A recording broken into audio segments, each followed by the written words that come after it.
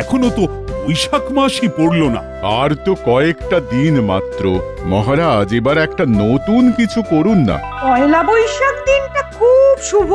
তিথি নক্ষত্র তো ভালো স্থানে আছে, কিছু একটা নতুন ভাবনা চিন্তা করুন। দেখো, সেদিন সকালে তো রাজবাড়িতে পুজো পাঠ হবে, কিন্তু তারপরে আমাকে তোমরা আর পাবে না। আমি আর তোমাদের রানীমা একটু উত্তরে পাহাড়ে ঘুরতে যাব। শোনো, সবাই মিলে কোথাও একটা ঘুরে এসো, আর সেখানে বনভোজন করে সন্ধ্যের মধ্যে বাড়ি ফিরে এসো। কিন্তু এই গরমে কোথায় যাব মহারাজ? হ্যাঁ, আপনার মতো যদি উত্তরে ঘুরতে যেতে পারতাম তাহলে না হয় একটু আরাম হতো। ঠিক আছে, তোমরা সবাই ভাবনা চিন্তা করো, আগামীকাল না হয় এই নিয়ে আলোচনা করা যাবে। বেশ বেশ, ঠিক আছে মহারাজ।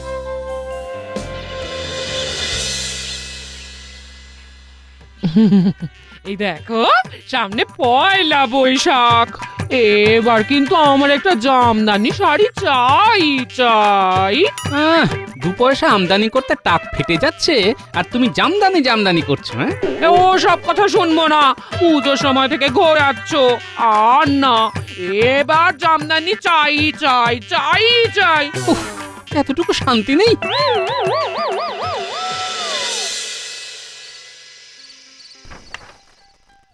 এই শোনো না, কি হয়েছে বলো? বলছি কি, অনেকদিন তো কোথাও ঘুরতে যাইনি, আমাকে কোথাও একটা ঘুরতে নিয়ে চলো না। উফ, শুরু হয়ে গেল। উঠতে গেলে শাড়ি আর বসতে গেলে ঘুড়ি। সারাদিন বায়না আর যখন তখন গয়না, আর সয় না। দেখো, তুমি যদি আমাকে ঘুরতে নিয়ে না যাও তাহলে আমি একাই বেরিয়ে পড়বো, আর ফিরবো না, এ বলে দিলাম। আরে একটু সবুর করতে শেখো, আগে ভাতাটা তো পাই, তারপর ভেবে দেখবো।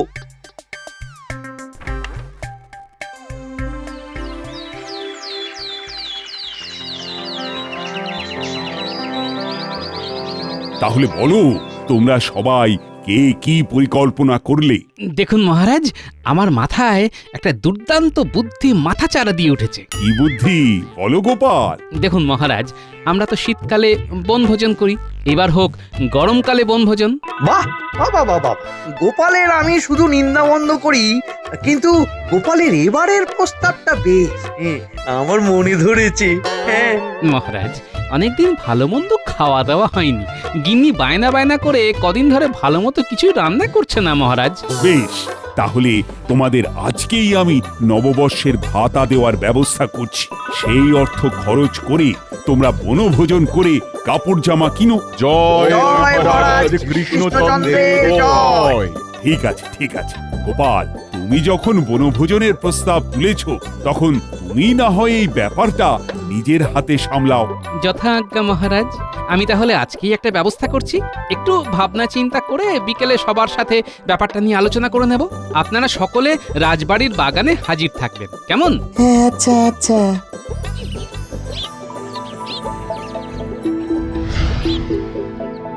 উফ, মন্ত্রীমশাই, কতদিন পরে আপনার বাড়িতে পাত পেড়ে খাচ্ছি। এই গরমের মধ্যে আমের চাটনিটা কিন্তু জমে গেছে। আজকাল তো আর ডাকেন না আমাদের, বড্ড কিপটে হয়ে গেছেন। আগে হাত ভরে রোজগার ছিল, পাত ভরে খাওয়াতাম আর হাত খুলে খরচ করতাম, কিন্তু এখন গোপাল এত ধরিবাজ হয়ে গেছে যে কি আর বলবো। দেখুন, ছোট মুখে একটা বড় কথা বলি, আপনি না হয় টাকা পয়সা চুরি করেন, গোপাল মহারাজের মন চুরি করে। আর বারবার দাম মেরে বেরিয়ে যায়। তাই এবার আপনাকে চোরের উপরে বাটপাড়ি করতে হবে। মানে গোপাল নাম কেনার চেষ্টা করবে, কিন্তু আপনি সেটা বদনাম করে দেবেন। আর সেটা করবেন। সাব্বাস, এই তো চাই।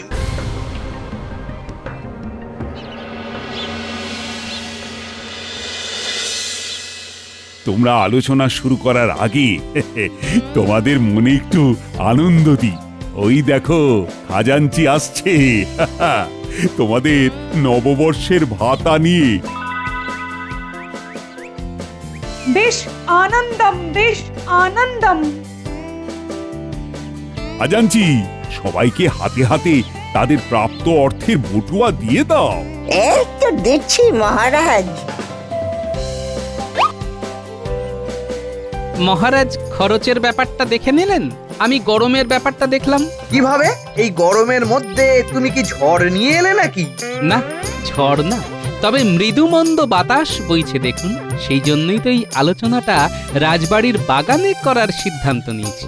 ভালো করেছো, অনেক আলাপ প্রলাপ সংলাপ হয়েছে, এবার আসল কথাটা শুরু করো তো গোপাল। আচ্ছা, নববর্ষে বনভোজনের জন্য আমি 30 মোহর ধার্য করেছি। প্রত্যেককে নববর্ষের দিন সকালবেলা রাজবাড়ির সামনে হাজির থাকতে হবে। হ্যাঁ হ্যাঁ, সে তো আমরা থাকবই। রাজবাড়ির পুজো দেখে তারপরে রওনা দেব। তারপর বেলায় আমরা দক্ষিণ দিঘির পাড়ে যে সুবিশাল আমবাগান আছে সেখানে বনভোজন করব। আমরা যাব কিভাবে? গরুর গাড়ি করে। শুধু আমরা সভাসদেরা নয়, অনেক গ্রামবাসীও যাবে। আগের দিন সব মালপত্র, রান্নার জিনিসপত্র জায়গায় পৌঁছে যাবে। বাহ, কি কি খাওয়া হবে? ওই তো ওই বাসমতি চালের ভাত, কাতলা মাছের মাথা দিয়ে মুগ ডাল, ইলিশ ভাপা, আমের চাটনি, পাঁপড়, দই আর রসগোল্লা। ওফ, শুনেই জিভে জল চলে এলো। তাহলে আপনারা যারা যারা এই বনভোজনে অংশগ্রহণ করবেন তারা তারা আমাকে 30টা করে মোহর দিন। বুঝলে গোপাল, আমি না তোমাকে আগামীকাল দেব। বেশ, তাহলে আমি এখন আসি, আর দেখি কোনো গ্রামবাসী আমাদের বনভোজনে অংশগ্রহণ করতে রাজি হয় কিনা। ব্যাস, তাহলে তো তোমাদের নববর্ষের একটা হিল্লে হয়ে গেল। হ্যাঁ গোপাল দাদা, তুমি যখন পুরো ব্যবস্থা করছো তখন আমাদের আর কোনো আপত্তি নেই।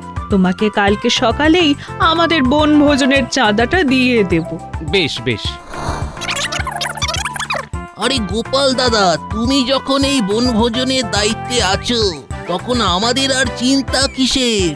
তাহলে তোমরা নববর্ষের দিন সকাল সকাল রাজবাড়ি চলে এসো, পুজোর প্রসাদ খেয়ে আমরা রওনা দেব, কেমন? আচ্ছা গোপাল দাদা। তাহলে মোটামুটি 20 থেকে 22 জন লোক হচ্ছে।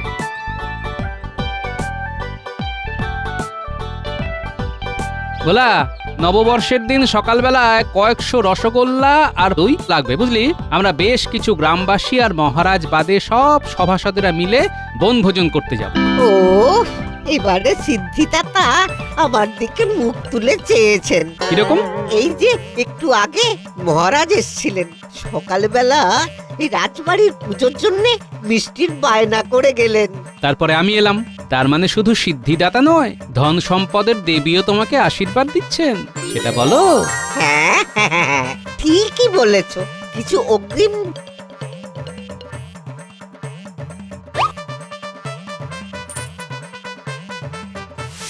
হ্যাঁ হ্যাঁ হ্যাঁ, তোমার কথা মতো আমরা 5টা গরুর গাড়ি নিয়ে সকাল সকাল নববর্ষের দিন রাজবাড়ির সামনে পৌঁছে যাব।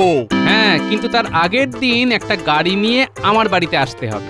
শাক সবজি, চাল, মুদিখানার সব জিনিসপত্র আগের দিন নিয়ে যাবে। মাছ আর মিষ্টিটা পরের দিন সকালে আমাদের সাথে যাবে। আর হ্যাঁ, নববর্ষের দিন তোমরা গাড়ি রেখে আমাদের সাথেই বনভোজন করবে, তার জন্য কোনো অর্থ লাগবে না, কেমন? বেশ গোপাল দাদা, বেশ। হ্যাঁ,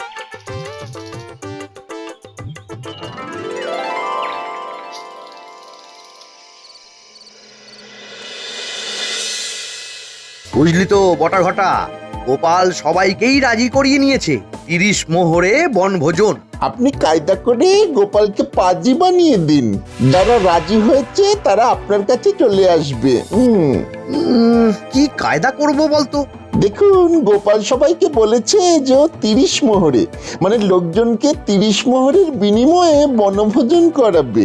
আপনি বলুন যে আপনি 20 মোহরের বিনিময়ে করাবেন। কিন্তু এতে তো লোকসান হয়ে যাবে আমার। এত কম খরচে অত ভালো মন্দ খাওয়াবো কি করে?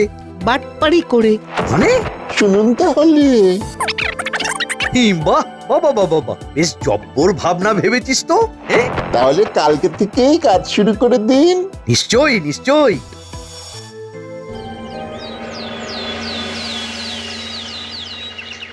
তারপরে বলো গোপাল, বনভোজনের কি ব্যবস্থা হলো? মহারাজ সব ব্যবস্থা হয়ে গেছে। সমস্ত বাজারে দোকানে দোকানে আমি বলে দিয়েছি, নগদ অগ্রিম দিয়ে এসেছি। ব্যাস, তাহলে তো আর কোনো চিন্তাই নেই। সবাই গোপালকে 30 মোহর করে দিয়েছো তো? মহারাজ আমি দিইনি, কারণ আমি গোপালের সাথে যাব না বনভোজনে। সে কি মন্ত্রী মশাই, আপনার আপত্তি কোথায়? গোপাল, তুমি কি বনভোজনের ব্যবস্থাপনায় কোনো ত্রুটি রেখেছো? না তো মহারাজ, সব ব্যবস্থাই ঠিক আছে। গরুর গাড়ি বলা আছে, গরুর গাড়ি ওখানে রাখার জন্য সুন্দর জায়গা রয়েছে। আগের দিন চাল ডাল তেল নুন মুদিখানা আনাজ হাঁড়ি পাতিল সব পৌঁছে যাবে, আর পরের দিন মাছ আর মিষ্টি নিয়ে যাব। বাহ বাহ বাহ, এ তো সব গোছানো ব্যাপার। তাহলে মন্ত্রীর সমস্যা কোথায়? না, এসব বলতে পারবো না। যা বাবা, কি আর করব বলুন, আপনাকে তো আর ধরে বেঁধে নিয়ে যেতে পারবো না। তাছাড়া একজন না গেলে কিছু যায় আসে না। এই, তোমরা ঝগড়াটা বন্ধ করো তো। দেখো, গোপাল 30 মোহরের বিনিময়ে তোমাদের সবাইকে নিয়ে যাবে, কিন্তু তোমরা যদি আমার সাথে যাও তাহলে 20 মোহরের বিনিময়ে নিয়ে যাব, বুঝলে? একি তাহলে আপনি আমাদের শুধু বলছেন কেন? বাকিদেরকেও বলুন।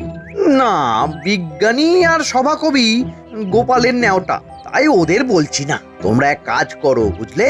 গ্রামে গ্রামে গিয়ে বাড়ি বাড়ি গোপনে এই খবরটা পৌঁছে দাও, আর বলো যারা যারা গোপালকে অর্থ দিয়ে দিয়েছে তারা যেন গোপালের কাছ থেকে সেটা নিয়ে নেয়। বেশ বেশ, ভালোই হলো। 10 মোহর কমে ব্যবস্থা হয়ে গেল, কিন্তু খাবারের গুণমান খারাপ হবে না তো? সব ভালো হবে, সব ভালো হবে। গোপাল গরুর গাড়িতে নিয়ে যেত, আমি ঘোড়ার গাড়িতে নিয়ে যাব। আমি তো আর গোপালের মতো ভিতরে ভিতরে অর্থ নিজের ট্যাকস্থ করছি না। আমি সৎ নিষ্ঠাপরায়ণ ব্যক্তি। যাও যাও, তোমরা এগিয়ে গিয়ে গ্রামবাসীদের কান ভাঙিয়ে দাও, যাও। বেশ বেশ বেশ। ও, তাহলে তো বেশ ভালোই হলো। ঠিক আছে, আমি গোপাল দাদার কাছ থেকে টাকা পয়সা সব চেয়ে নেব। হ্যাঁ, কিন্তু ব্যাপারটা খুব সাবধানে আর গোপনে করবে। হ্যাঁ হ্যাঁ।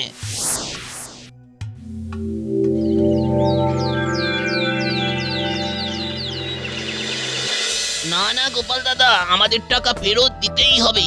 হ্যাঁ হ্যাঁ, আমরা অন্য জায়গায় অনেক সস্তায় বনভোজন করব। হ্যাঁ হ্যাঁ গোপাল, তুমি আমাদের 30 মোহর করে ফেরত দিয়ে দাও, আমরা বাকিটা বুঝে নেব। এ কি করে সম্ভব? আমি তো সব দোকানে অগ্রিম দিয়ে এসেছি। যদি না ফেরত দাও, ঠিক আছে ঠিক আছে, আপনারা দাঁড়ান, আমি দিচ্ছি।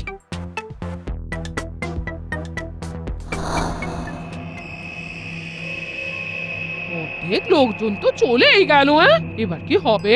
আমার মনে হচ্ছে এ সব কিছু মন্ত্রী মশাইয়ের চক্রান্ত। যাই হোক, কাল বাদে পরশু নববর্ষ, যে কজন আছে তাদের নিয়েই আমরা বনভোজন করব।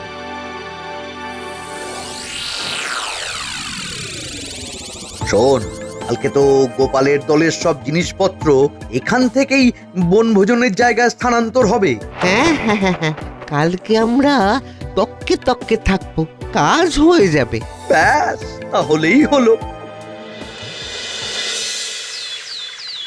রমেন, তাহলে সব জিনিসপত্র নিয়ে তুমি চলে যাও, আবার ফিরে আসবে। কালকে তো আমরা সবাই মিলে যাব। আগে হ্যাঁ।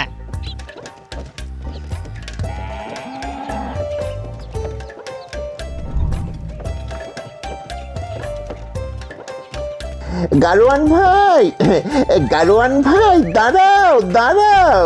কি হলো বাটা? আর বললো না, একটা লোক খুব অসুস্থ, ওকে একটু ধরে পাশের দাতব্য চিকিৎসালয়ে নিয়ে যেতে হবে। তুমি একটু সাহায্য করো ভাই। আরে আমার মেলা কাজ, অনেক দূর এই জিনিসপত্র নিয়ে যেতে হবে বুঝলে। বেশ, মানবিকতা আর নেই, বুঝেছি। তোমার যদি বিপদ হতো। ওহো, কি মুশকিল। আচ্ছা ঠিক আছে চলো। নেমে এসো, আর আমার সাথে এদিকে এসো। গরুর গাড়ি ওই রাস্তায় ঢুকবে না। কি আর করা যাবে, চলো। এবার হবে অদল বদল পালা।